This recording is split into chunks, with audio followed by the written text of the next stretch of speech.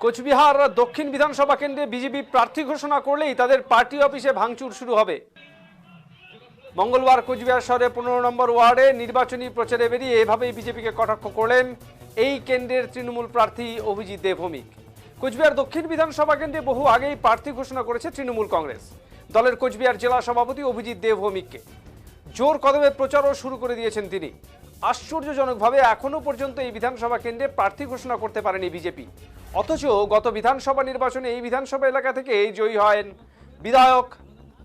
বিধায়ক হয়েছিলেন বিজেপি প্রার্থী নিখিল রঞ্জন দে। কেন এখনো পর্যন্ত এই বিধানসভা কেন্দ্রের প্রার্থী ঘোষণা করতে পারছে না বিজেপি, তা নিয়ে ইতিমধ্যেই প্রশ্ন উঠতে শুরু করেছে রাজনৈতিক মহলে। এদিন শহরের এই ওয়ার্ডে কোচবিহার পৌরসভার পৌরপ্রধান দিলীপ সাহা সহ সংশ্লিষ্ট ওয়ার্ডের কাউন্সিলর ও কর্মী সমর্থকদের সাথে নিয়ে এই ওয়ার্ডে প্রচারে সামিল হন তৃণমূল প্রার্থী। মানুষের কাছে হাত জোর করে ভোট প্রার্থনা করেন তিনি। সাংবাদিকদের এক প্রশ্নের উত্তরে তৃণমূল প্রার্থী অভিজিৎ দেবভৌমিক বলেন, হয়তো মনোনয়নপত্র জমার আগের দিন প্রার্থীর নাম ঘোষণা করবে বিজেপি। প্রার্থী হিসেবে বিজেপি যাদের নাম নিয়ে আসছে তাদের মধ্যে থেকে নাম ঘোষণা করলেই বিজেপি পার্টি অফিসে গৃহযুদ্ধ লাগবে। তিনি বলেন, এই নির্বাচনে যদি তিনি হেরে যান তাহলেও এভাবেই চলবেন তিনি। মানুষ যাদের ভোট দিয়েছেন তারা ঘরে ঘুমিয়ে গেছেন বলে তিনি কটাক্ষ করতে ছাড়েননি অভিজিৎ দেবভৌমিক। তিনি আরো বলেন, তিনি নিশ্চিত এবার কোচবিহার শহরের মানুষ তৃণমূল প্রার্থীকে ভোট দেবেন।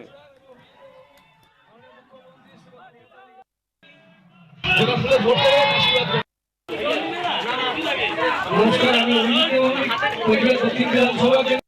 নমস্কার, আশীর্বাদ করবেন। আমি অভিজিৎ দেবভৌমিক আসছে, আশীর্বাদ করবেন।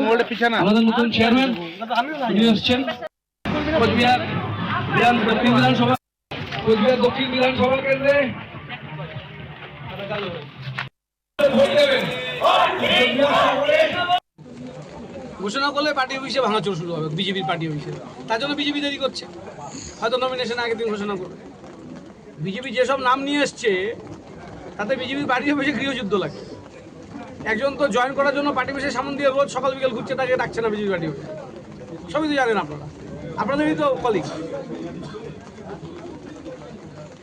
বিজেপি পার্টি অফিসের দিকে তাকিয়ে তাকিয়ে যাচ্ছে আর আসছে, কিন্তু ডাকে না কেউ। এই তো অবস্থা হয়েছে।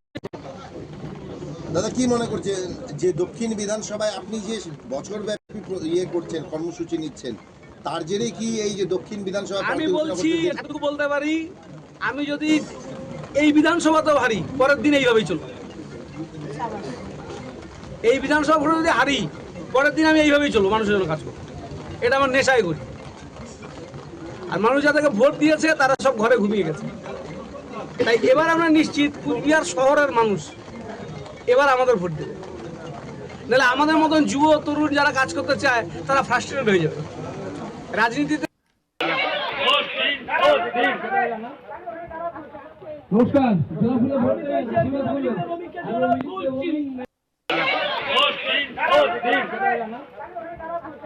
নমস্কার।